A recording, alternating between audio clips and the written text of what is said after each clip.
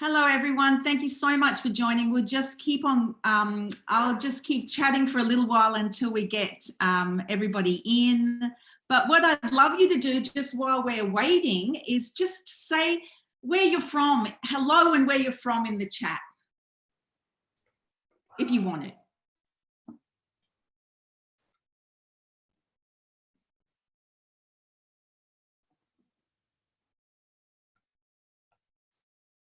From New Zealand, hi Kat, hi Daisy, hi Gemma, hi Jacqueline, Wendy, Babs, hi Babs, hi Jane.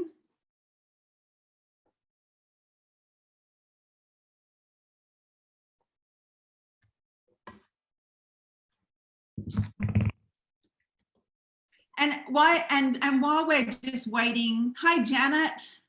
While we're waiting for, we'll wait another minute. People are coming in, and maybe just go on gallery view up in the top, and just scroll across and say hello. Hello to everyone. It's so nice.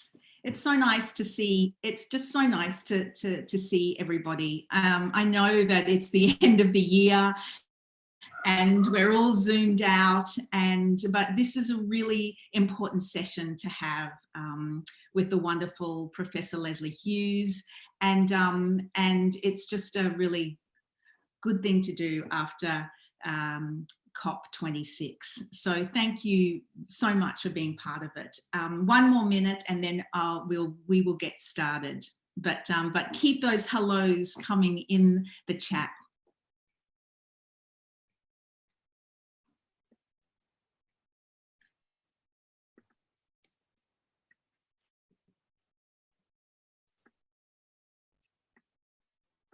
Okay. Well, I think because we've only got 1 hour of power happening here, I will get started, and the wonderful 1 Million Women team will continue to get people in as they come on. If you would like to go into speaker view, and I will get started. So thank you, everybody, for being with us today. I'd like to start off by acknowledging the traditional owners, the Gadigal people of the lands on which I am speaking to you all from today. I am Natalie Isaacs. I am the founder of 1 Million Women, and I acknowledge the traditional custodians of the land and where you all are as well. You know, we honour and we pay respect to the culture and heritage and spirituality and contribution of all Aboriginal and Torres Strait Islander people and their elders, past, present and emerging. And we recognise that there is no climate justice without social justice of our First Nations peoples. So welcome, everyone. Thank you for being part of our very special COP wrap-up briefing session, which I was saying earlier is a really important thing to do as we end this year. I'd like to say hello and welcome to Caroline Pidcock, who is one of Australia's leading architects, the best in the country, in my opinion. But what's more important and special to me and to the 1 Million Women team, Caroline is our chair of the 1 Million Women board. So welcome. And I'd also like to welcome Professor Lesley Hughes, our 1 Million Women climate advisor. And Lesley is a distinguished professor of biology and pro-vice chancellor at Macquarie University. And she is a former lead author of the IPCC 4th and 5th assessment report. And she's a counsellor at the Climate Council of Australia, a member of the Wentworth Group of Concerned Scientists and a director of WWF. And Lesley, thank you so much for being our climate advisor, because that's pretty special, but also for sharing your knowledge today with us all. And to start things off, I'd like my reflections, to tell you about my reflections of my time at COP. I was there on the ground, And I don't know, am I back on Spotlight View? I am. Oh, good, because I can, that's great. Thank you. So, yes, so Caroline and I were there on the ground at COP, and it was a really last minute thing. I wasn't going to COP, and it was the Friday before. I rang Caroline and I said, we need to go. The borders had opened and we need to be there. And between us, we got ourselves organised, and we were on a plane on Monday. And it was surreal. It was surreal going from lockdown for 6 months here in Sydney, but also for the last 2 years not being anywhere out of Sydney, and then to find ourselves on the other side of the world at COP in Glasgow. I am so glad that we went. Caroline, thank you so much for coming with me. You know, we were an amazing team for 1 Million Women, but I am so glad we went because, you know, it was important to be there on the ground, to represent our 1 Million Women community. That was really important to us. But it was also really important to be there as a voice, you know, for Australians, because the majority of Australians want climate action, and we needed to be there to put pressure on our Australian government.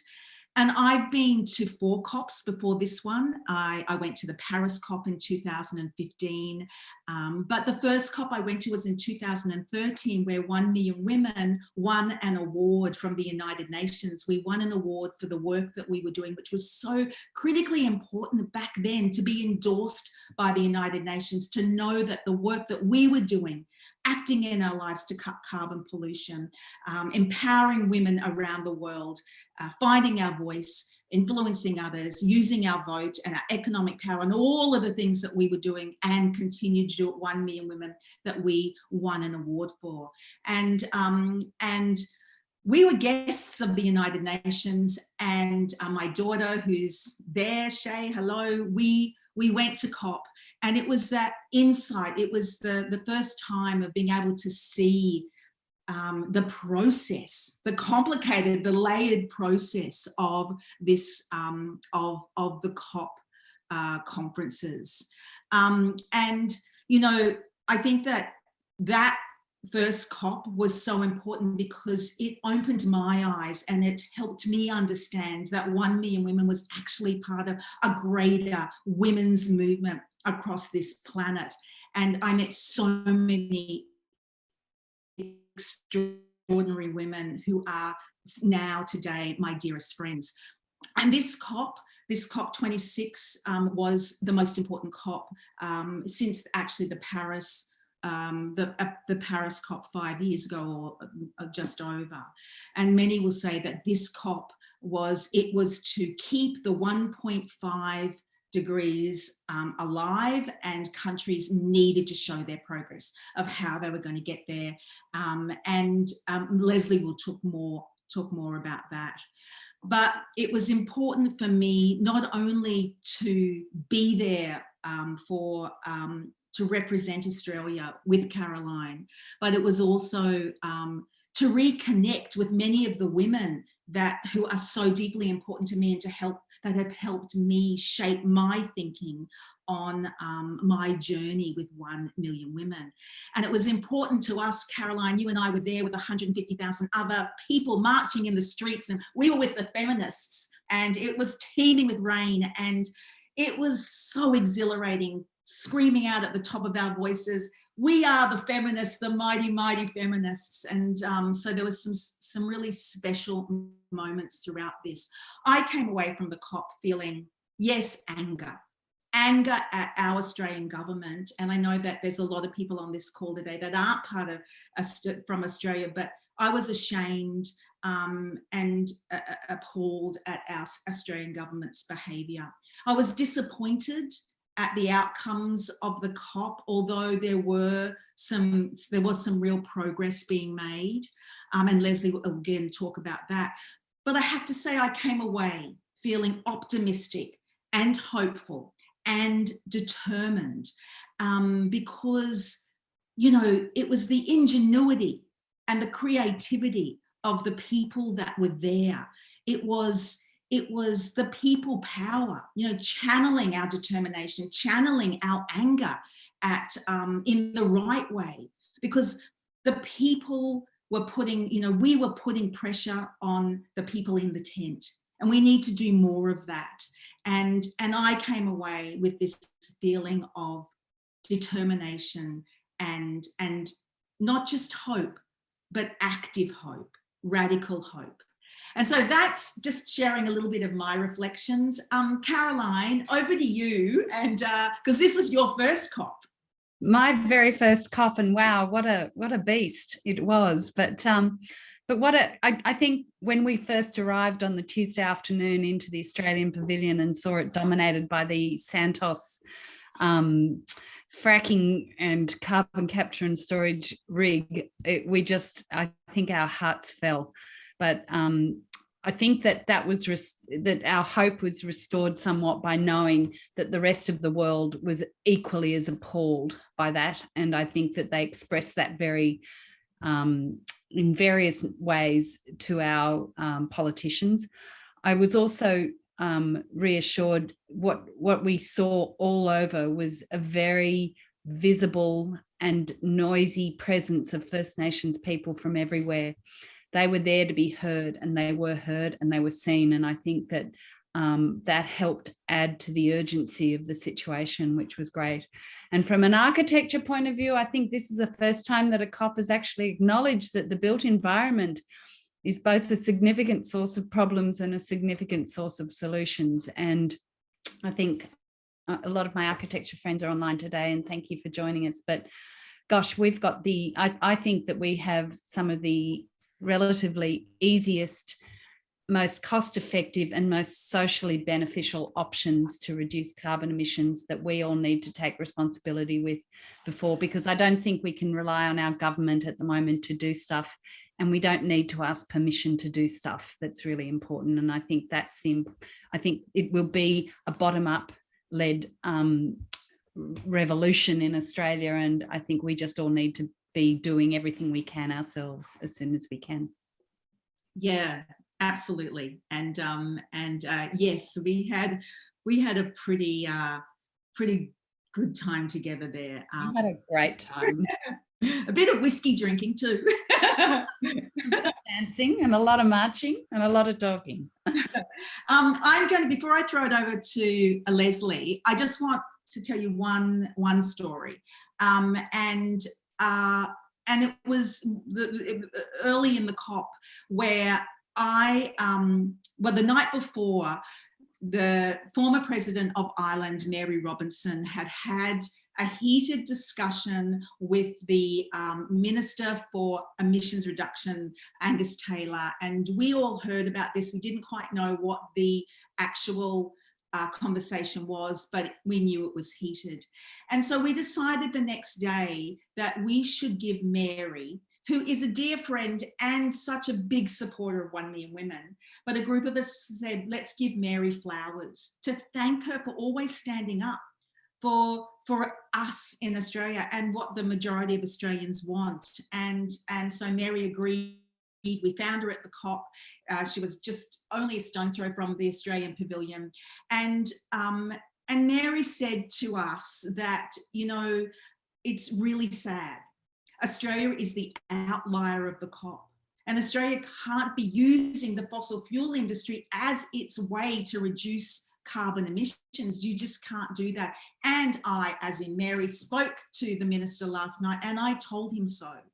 And I don't know, there was so much passion in her voice and there was tears in my eyes, and we thanked her and we hugged. And then I turned to my right and there was the minister, Angus Taylor, just standing right there doing a piece to camera with, I think, a bit of makeup on, but that's my own, thoughts, but doing a piece to camera and saying that we are doing this the Australian way. I have put this kind of in there. I don't know if he did that, but the Australian way. And to have just had this conversation with Mary with passion, with the pleading of a former president who is so involved in these COPs that was pleading with us, you know, Australia can do more. Australia has it all. Why are we using the fossil fuel industry as a way to bring down emissions? And so my blood was boiling when I saw Angus Taylor. I went up to him and I confronted him. And I said, and we got it on film, it's on our Instagram if you want to go and check it out.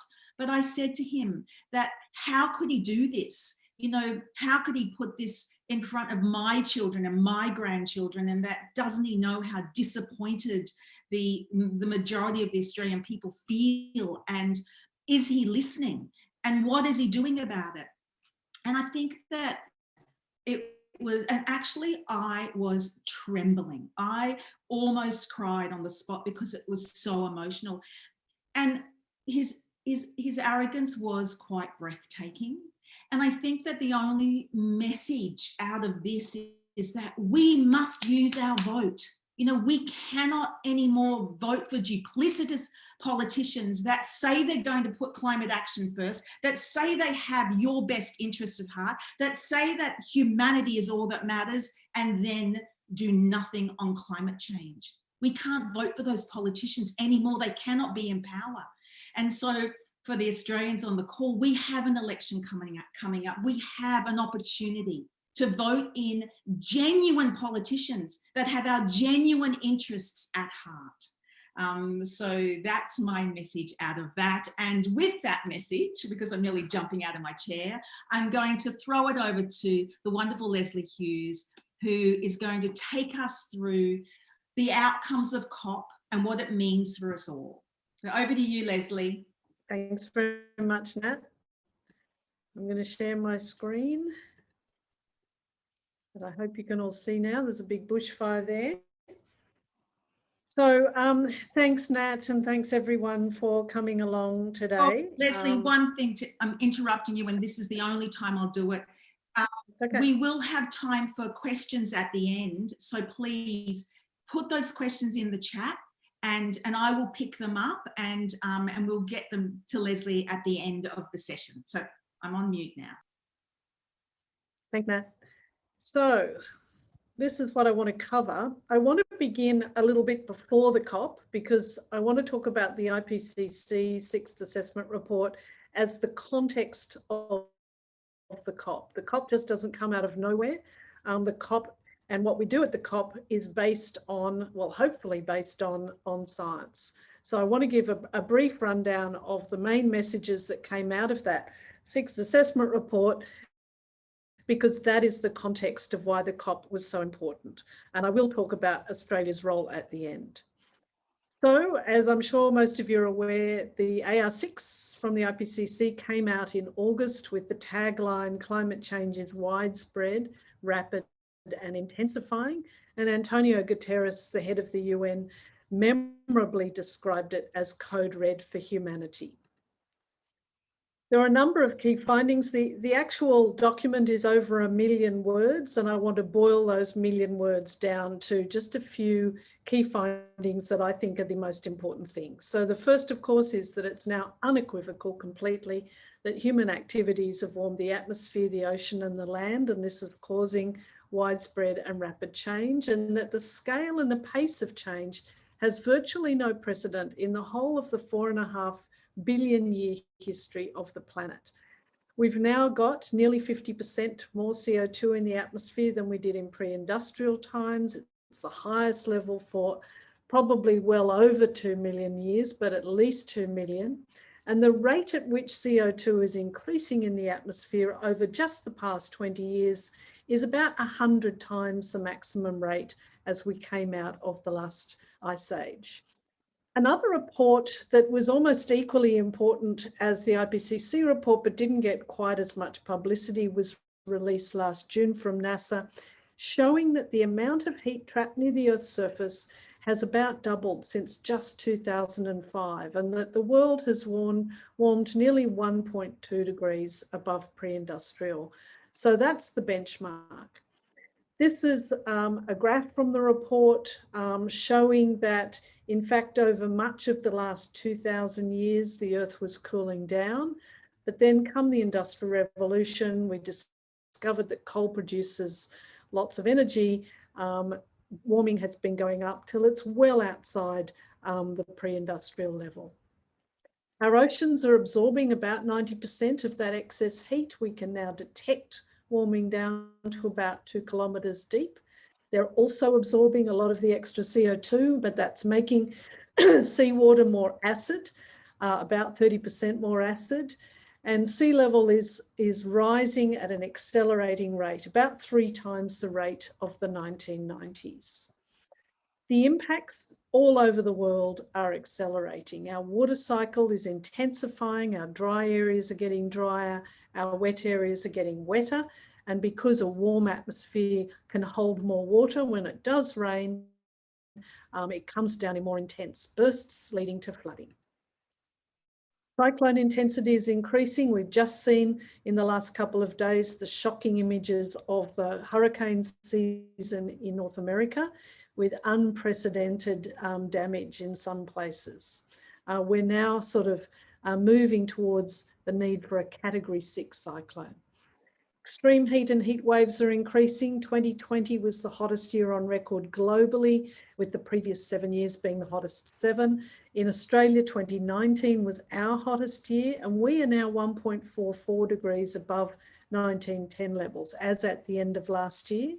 And just in 2019, there were 3 times the number of extreme hot days as in any year in the previous century, with poor old Penrith in 2020 being the hottest place on Earth.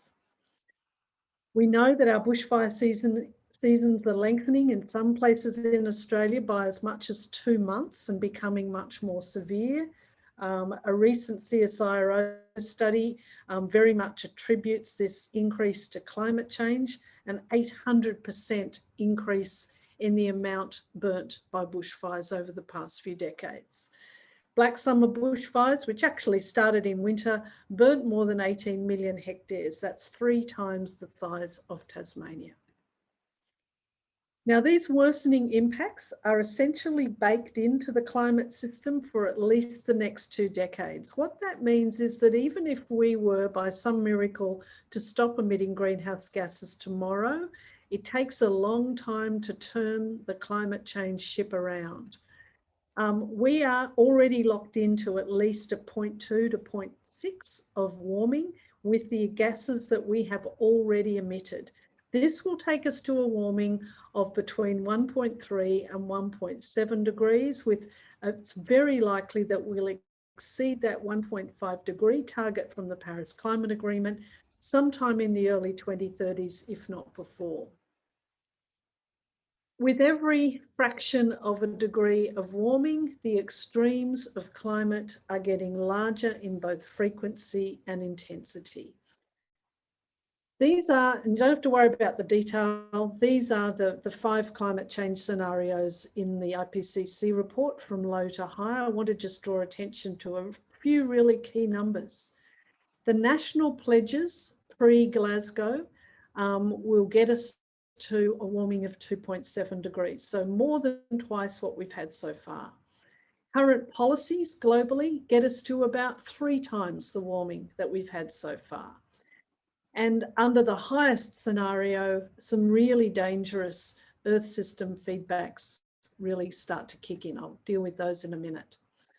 Another really important message, which was important context for the COP, was that methane is a very big deal and getting bigger. Even though we mostly hear about CO2, methane is now starting to get more attention. And the reason for that is that the warming caused by methane is now about 2/3 of that caused by CO2.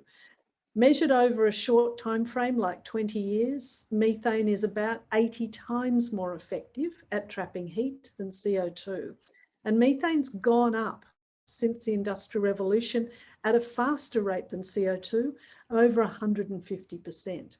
Now, about 60% of that methane is from human activity, mostly from mining and from agriculture. So especially things that we call fugitive emissions from gas extraction are critically important. Catastrophic events in the Earth system called tipping points can't be ruled out. Here's some of those tipping points. So going clockwise from the top left, the Amazon rainforest is tipping from being a sink for carbon to being a source for carbon, both because it's heating and drying and because people are burning it down. The other top photo, the melting of the permafrost. As warming increases, of course, there's more melting and the CO2 and methane trapped in those frozen sediments is being released. Then down the bottom, we are seeing major acceleration of the melting of polar ice caps and glaciers, which are contributing to sea level rise, and all sorts of biological tipping points like coral reefs. If we get to 2 degrees above pre-industrial, the Earth's coral reefs will mostly be lost. So those are the sorts of catastrophes that we actually need very strenuously to avoid. Finally, and this is the silver lining, if anything can have a silver lining, the window for effective action on climate is closing rapidly, but it's not completely closed. There is a window still open, which means that our climate future, at least for the next few years, is still in our hands.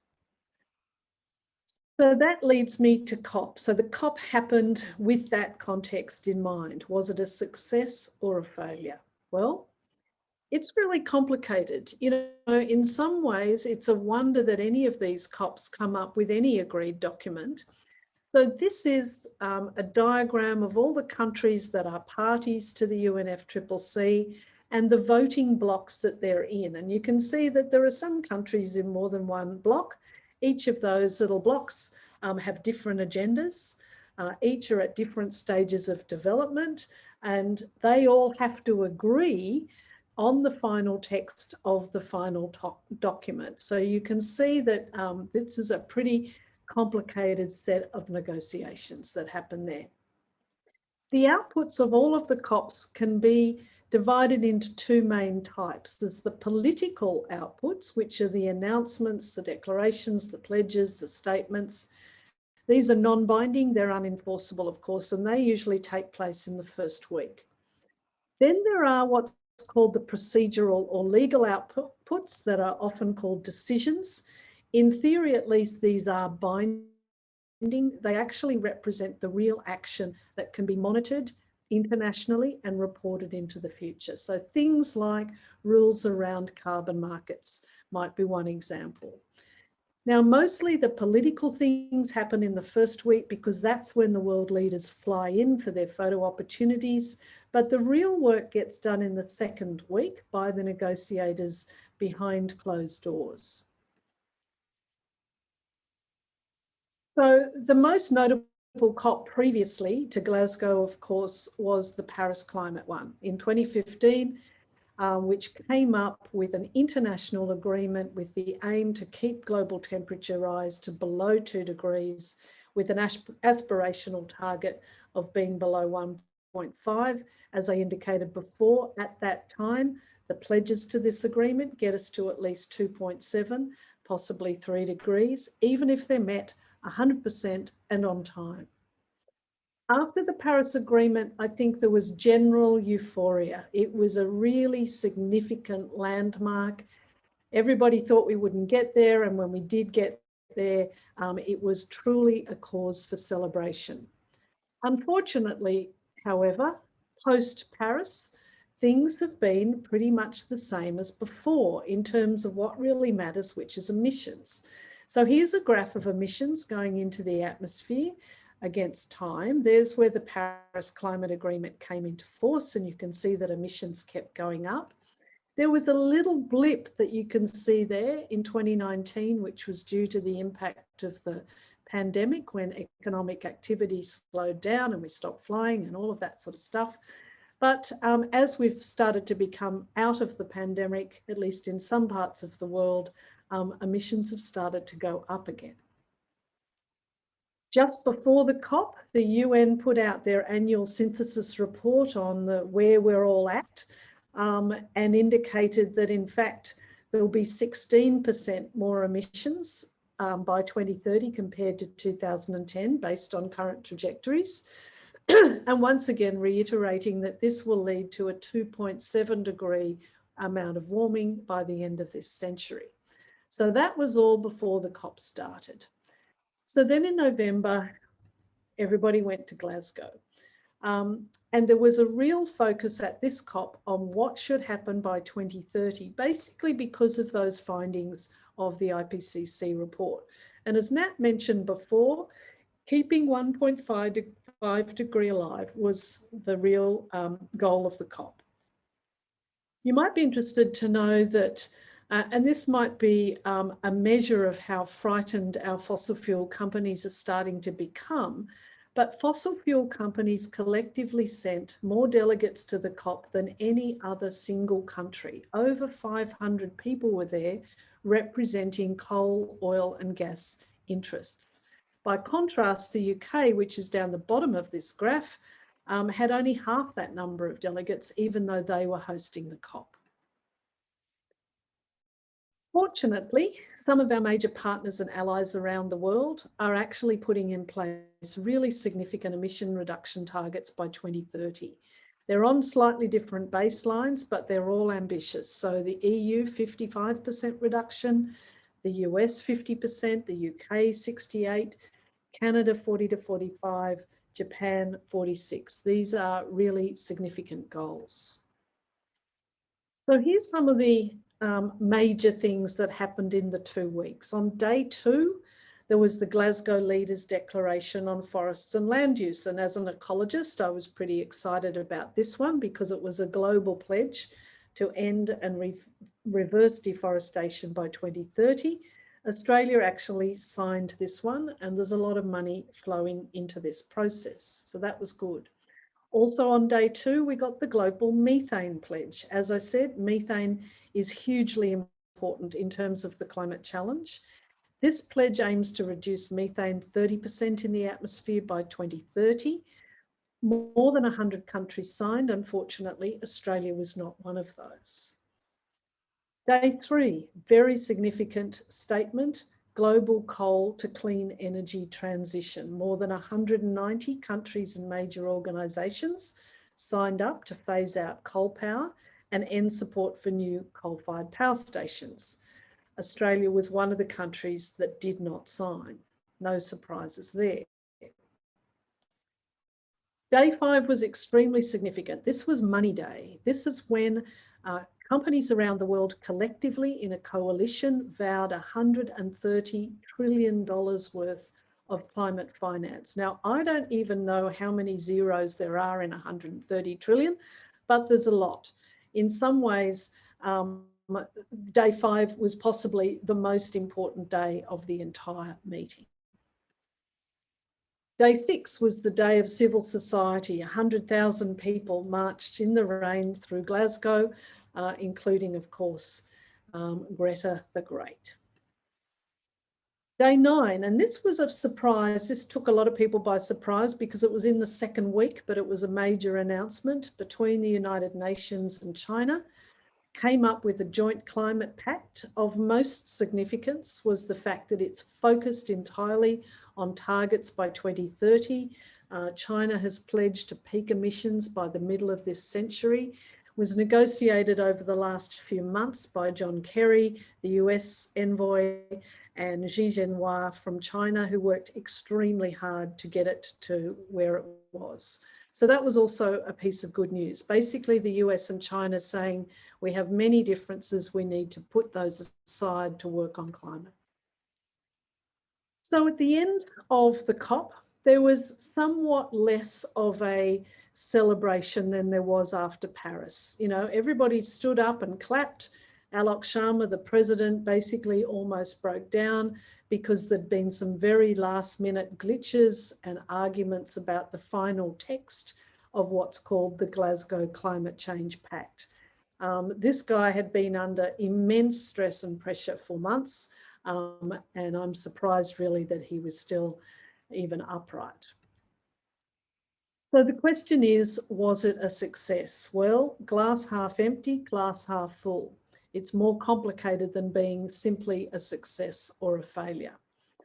If we have a look at a graph also from the IPCC's work with a whole lot of different climate change scenarios, the Paris pledges get us to there, about 2.7 degrees by the end of the century. The Glasgow pledges, even though they were better, still get us to probably 2.4 degrees. There are some calculations that say they, with the best assumptions in the world, will get us to 1.9. They're all better than 2.7, but they're still very, very dangerous levels of warming. So from that perspective, we are still on a trajectory of dangerous warming. Here's a couple of things from the final declaration. One was Article 36, which got a lot of attention. It said that we have to accelerate efforts towards the phase down of unabated coal power and inefficient fossil fuel subsidies. Now, the good thing about this article was that it is the first time in any of the 26 years of COP declarations that the word coal and fossil fuel subsidy was even mentioned. The bad news is there's a whole lot of weasel words in this statement. Phase down instead of phase out, and that was the subject of the last minute negotiations with India, who wanted the original wording from phase out changed to phase down.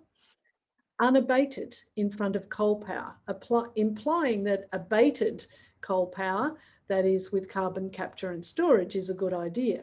Similarly, the word inefficient before fossil fuel subsidies, implying that there is such a thing as an efficient fossil fuel subsidy, which most of us believe is complete rubbish. So some good news and some bad news, even within a single sentence in the Climate Pact. Another significant article, however, and this is a really positive thing, was in Article 29. Now, under the Paris Climate Agreement, the parties to the agreement have to come back every 5 years with preferably new and enhanced targets. They're not allowed to go backwards, they can only improve them, but it only happens once every 5 years. Well, that's changed. The Glasgow Climate Pact means that parties have to revisit and strengthen their 2030 targets by the next COP next year. So not waiting 5 years, having to come back next year and do a lot better.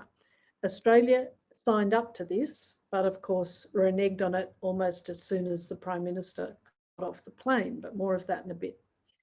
This is Antonio Gutierrez, he of Code Red for Humanity fame. He clearly thought that the glass was very much half empty. The approved texts are a compromise. They reflect the interests, the conditions, the contradictions, and the state of political will in the world today. Our fragile planet is hanging by a thread. We are still knocking on the door of climate catastrophe. It's time to go into emergency mode, or our chance of reaching net zero will itself be zero. Clearly not very happy with the outcome. So was it a success? Well, on the downside, the negative, we are still on track, as I said, for dangerous levels of climate warming, though perhaps our chances are a bit better than in 2015. And the final text was weaker than hoped, and people that care about the final text were disappointed. But there were plenty of upsides as well. There was a real focus on 2030 based on science. Boris Johnson called it the death knell for coal, with coal for the first time being in the last statement. There was the agreement to come back next year with better targets. From my ecological perspective, it was great to see that nature was front and centre. Lots of talk about restoring ecosystems, nature-based solutions, natural capital, etc. And also positively, there is a lot of money starting to flow into green climate solutions. What about Australia? Well, I know, as Nat said, you're not all Australians, but here's my take on the Australian report card. Scott Morrison did go to the COP at the very last minute with a net zero by 2050 target based on science. This is at least a decade too late, but at least it's there.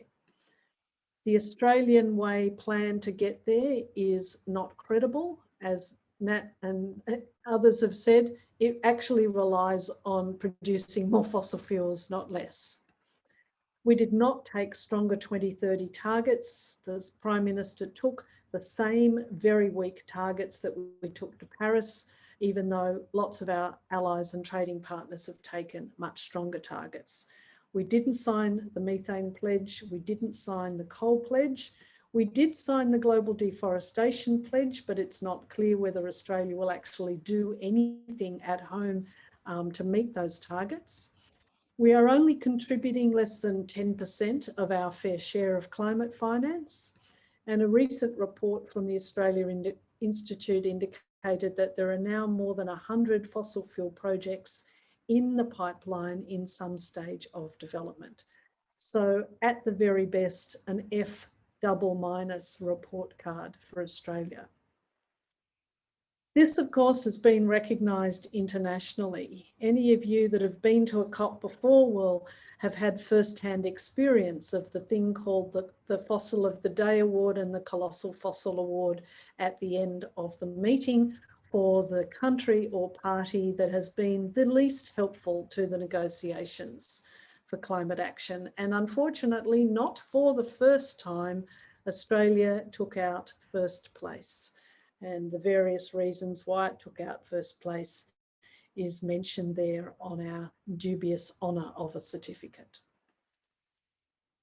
So to end, we are in a climate emergency, and of course you're all on this call because you recognise that. It isn't just a slogan, it's a fact that we face. We are seeing our physical and biological world transforming before our very eyes very rapidly, and we don't have a lot of time to turn it around. That window of opportunity is rapidly closing.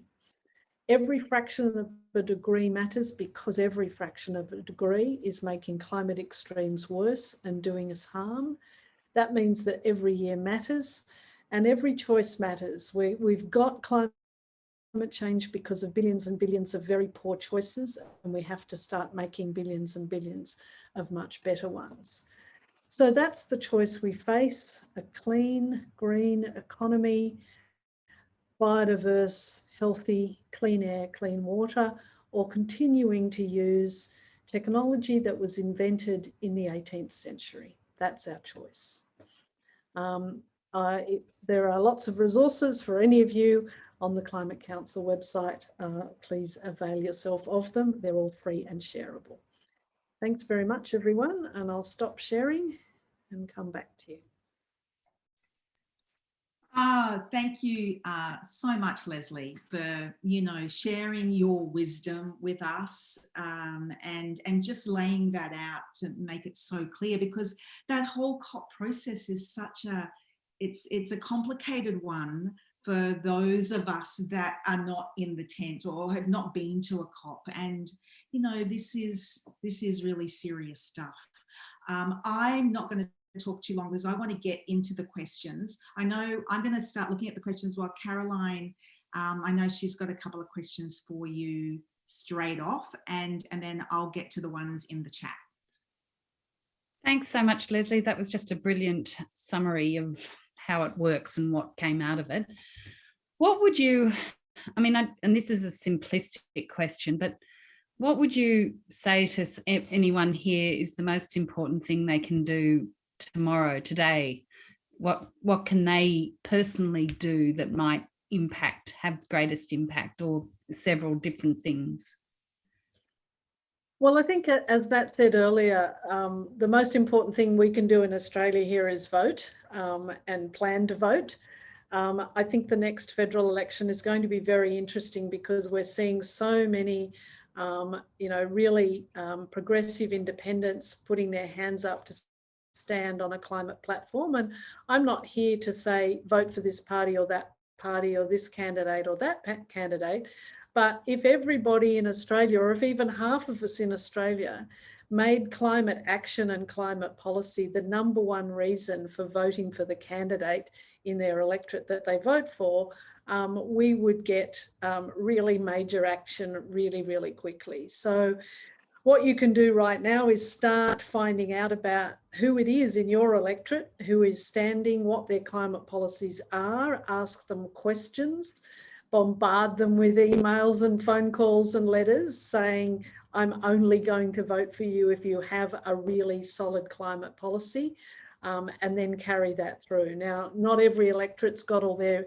candidates nominated yet, but they will be over the next few months. So that to me is the number one thing that anybody in any democracy can do is vote. I think the other, oh sorry, Nat spoke about in a talk on Money Matters, and moving your money in your superannuation and your banks from places that are supporting fossil fuels, places that are supporting not fossil fuels, but the future we want. Well, they had calculated it was 21 times as impactful as going vegetarian, stopping flying, and changing your power to renewables combined. So that possible. And look, and that's absolutely the case. And you know, there's some great sources of information. You know, 1 Million Women is a great source. The website Market Forces in Australia is also a great force. You know, it is actually relatively straightforward these days to find out what your bank and your superannuation company and your insurer is actually doing with your money.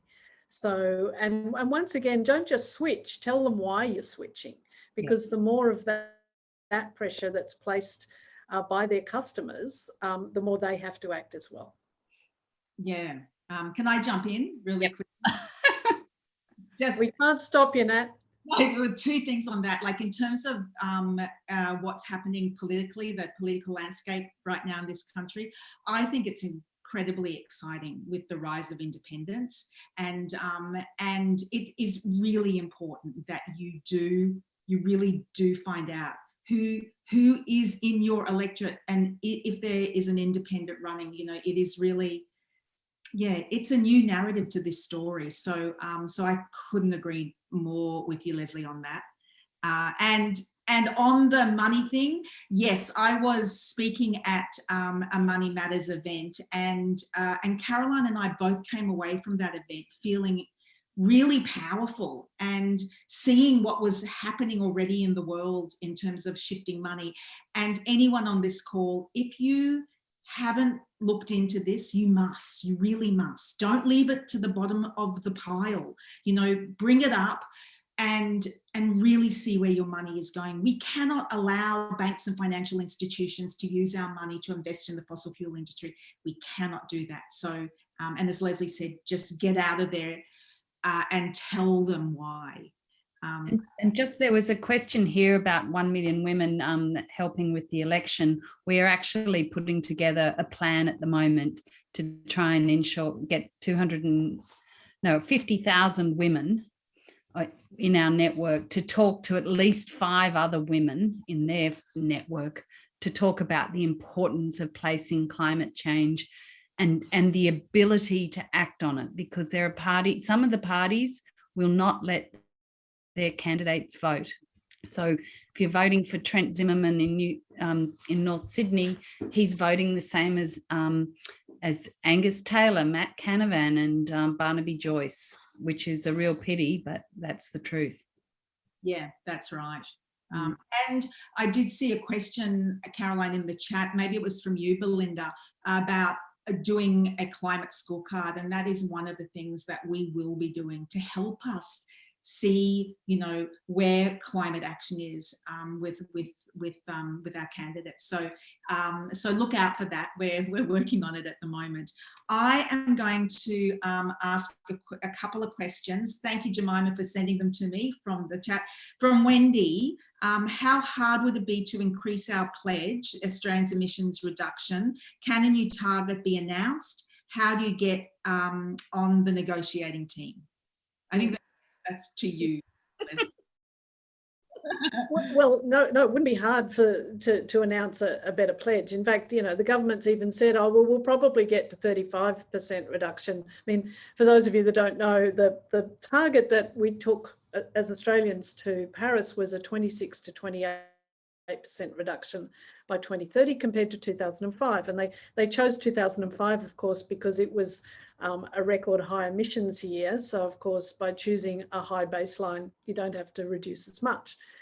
That hasn't changed. Now, you know, compared to 68% reduction that the UK is promising, you know, you can see how woefully inadequate that is. The government could announce a better 2030 target at any time. It's not legislated, they could do it, but they're stubbornly sticking to what they did 6 years ago. You know, the Labor has just come out with their climate policy and for some reason has chosen 43, which seems like kind of an odd number, who knows, which is weaker than their target at the last election, which was 45. We've done some modelling in the Climate Council at our last report that's called Aim High, Go Fast, if you want all the details. And we said that actually for Australia to do its global share, and given that we've got lots of renewable resources, we should be aiming for a 75% reduction by 2030. And the Greens have also put in that as their goal. You know, the Business Council of Australia has said 50%. That was pretty much a game changer. So it's odd that Labor Party is going less than that. They're trying to make themselves a little bit better than the coalition, but a small enough target that the coalition can't beat them up on it. So look, you know, once again, ask that question of all of the people standing in your electorate, you know, what's your target? You know, and what is your party's target? And I'm going to go for the one with a credible plan. I mean, the target is just a number. You've actually also got to have a plan to get there. And you can't get there by continuing to support and subsidise the fossil fuel industry. You know, the government is doing nothing, nothing, to get out of coal and gas. In fact, it's doing everything it can to extract the last atom of coal and gas that they can, while the rest of the world will keep buying it. It's not working on transitioning those communities to other sources. It's doing its best. It's not just that it's not doing anything, it's actually taking us in exactly the wrong direction. So. Can I just jump in also, because the tipping points that you spoke of are dangerous because it's very hard for the Earth to recover after those, if they happen. Is that correct? Yes. Yes, that's right. So the most dangerous tipping points are things that cause what's called positive feedbacks to the climate system. So the melting of the permafrost is an example of that. So as it gets warming, the permafrost melts, puts more carbon into the atmosphere, which causes more warming, which causes more melting. So you get that positive runaway impact. So they're the really dangerous things. The example of the Amazon is exactly the same. And the more warming we get, the more impacts we get, which causes more warming. So they're the tipping points that we're really concerned about, as well as the biological tipping points. You know, you lose coral reefs, you don't just lose the corals, you lose all those hundreds of thousands of species that rely on coral reefs for habitat and food. Okay, we've probably got room for one, maybe two more questions. I'm going to, Giselle, put this one very early on. A lot of attention is given to CO2 emissions reduction, and this is so needed. However, could a focus also be on land use? Could also land use become critical? Regenerative agriculture, food choices, being vegetarian in brackets, revegetation of bushland and forests should be another need in our political and personal agendas. Yes, so land use change is incredibly important in terms of, you know, every time we cut down a tree, we cut down and burn a block of carbon. You can think of trees as basically a solid block of carbon. So the best way to draw down CO2 out of the atmosphere is still a plant. There's no technology that can do it as well as a plant can. So we've got to stop doing the cutting down. We've got to put carbon sequestering things, i.e. plants, back into the landscape. However, we also have to be mindful of the caveat that we cannot simply offset all of the carbon going into the atmosphere from digging it up out of the ground by just growing stuff. growing stuff is part of the solution, but we cannot simply keep putting new carbon from the Earth's crust into the atmosphere and keep trying to offset it by trees. It doesn't work. So that the carbon going from the crust to the atmosphere is a one-way flow, whereas natural vegetation is on a loop. You know, as those trees die, they emit carbon. As they grow up again, they take carbon down. So things like regenerative agriculture, changing diets, all of those sorts of things are really important parts of the solution, but we also need to stop the flow from the tap at the source. Okay, thank you, Lesley. One last question from Lena. And yes, knowing the long-term survival of corporations, depending on climate action, are they doing enough in climate action, irrespective of governments who tend to lag behind the market reality? Well, look, some corporations, some businesses are doing a tremendous amount and lots of them are not. You know, I do think that we're seeing a pretty rapid shift in businesses because their customers and their clients and people like us are demanding it. That day 5 at the conference with the mobilisation of climate finance was really, really significant. But, you know, for every company that is doing the right thing, there's lots and lots that are still not. So that also takes pressure from us because we are the shareholders or the customers or the employees of those companies, and we have to keep pushing them. So business is moving in the right direction, but nothing is moving fast enough.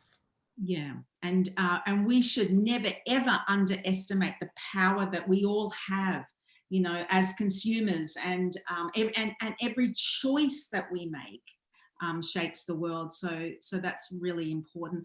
We have to end there. Lesley, thank you so much for your wisdom. Everybody, other questions in the chat we will get to. I'll send them to Lesley, maybe not before the end of the year, but I'll get them to you and we'll see if we can answer them. We will do a recording. We've done a recording of today, so we'll share that with you all. And Caroline, thank you so much for always being there for 1 Million Women and being my best buddy on our trip to Glasgow. It was a pleasure. What I'd love to do is I'd love to take a photo of us all, and I know a lot of you have got your videos off and cameras off, and if just for a minute could you all put your cameras on, and Shay and Jemima will take a photo, and I'm going to put it into a montage and so that we can have it as an end of year special thing. Would that be okay? We'll go off speaker mode onto gallery mode, and then we can do that. So we'll do that and onto gallery mode, and the girls will take photos. They'll scroll across and we'll all wave. Thank you so much. Thank you so much for being part of 1 Million Women. 1 Million Women just wouldn't be a movement without its incredible community, and you are all part of that, and you give me so much sustenance, and I cannot thank you enough for that. This is the defining decade, you know, for climate action. It needs us all to do, oops, did I just, wait. Oh, sorry, there you are. Oh, I clicked off. There you are. It needs us all to do whatever we can, wherever we are. And so one last thing. I know that we've been pushing our raffle really hard over these last few weeks, and I apologise for that. You've seen that in your inbox quite a lot. If you want to be in the running for a 100% electric Nissan vehicle, then grab a ticket in our raffle. It's $10. Every single dollar goes to 1 Million Women to help us continue our critical work. Jemima's going to throw the link in the chat so that if you haven't bought a ticket yet, and you can and you want to, then please, it's a pretty great prize, an electric vehicle, a Nissan Leaf. So to end off, let's all take a breath. Let's all, you know, let's all love the earth. Let's do everything we can, as Lesley says, to every fraction of CO2 that we can take out of the atmosphere is critical, and then we are part of the solution. I want to wish you much love, much happiness over this holiday period, and I'd like to just end off with our anthem. And I know that most of you have heard our anthem before, but I'd really like you to, I think our anthem has great relevance today, because we created our anthem for the Paris COP. It was a message to the world from women. It was a simple message through the power of music that only climate action gives us climate hope. And we showed that anthem on the screens, in the plenaries, on Gender Day, all around the COP at the Paris conference. And I had women singing it as loud as they could, dancing in the plenaries. It was a really special time. We had over 3 million views. And that's what this anthem represents. I know you all know the song, so let's all really sing it. Let's dance in our seats, and let's end the year knowing that we have the power to be powerful. So here's our anthem. Lots of love, everybody, and thank you. And we'll see you in the new year. But stay on, because the anthem's coming, and I want to hear you all singing. Well, I won't hear you, but I want to see you singing.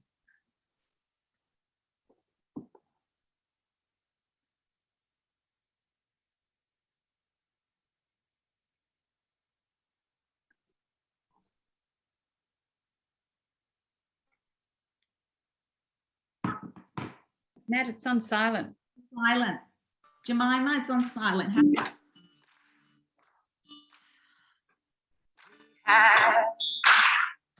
The chance to turn the pages over. We can write what we want to write. We gotta make ends meet before we get much older.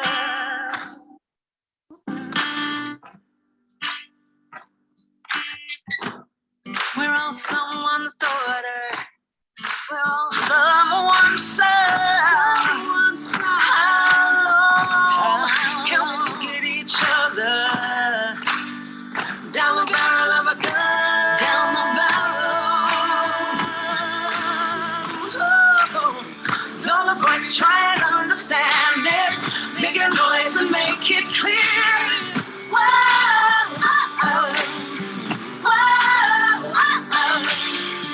We're not gonna sit in silence.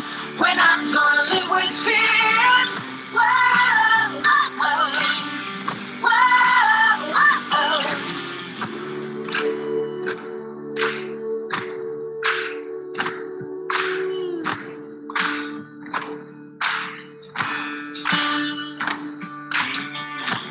This time, we know we all can stand together.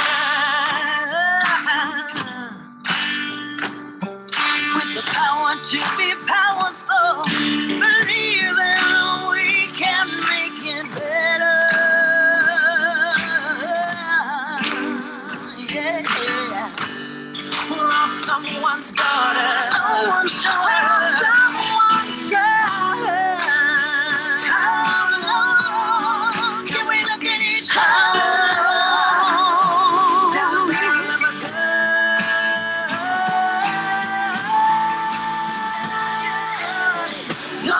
Try and understand it, make a noise and make it clear.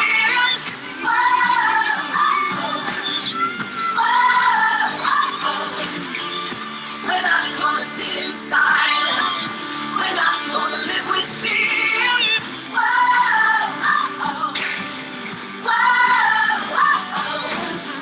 You're the voice, try and understand it, make a noise and make it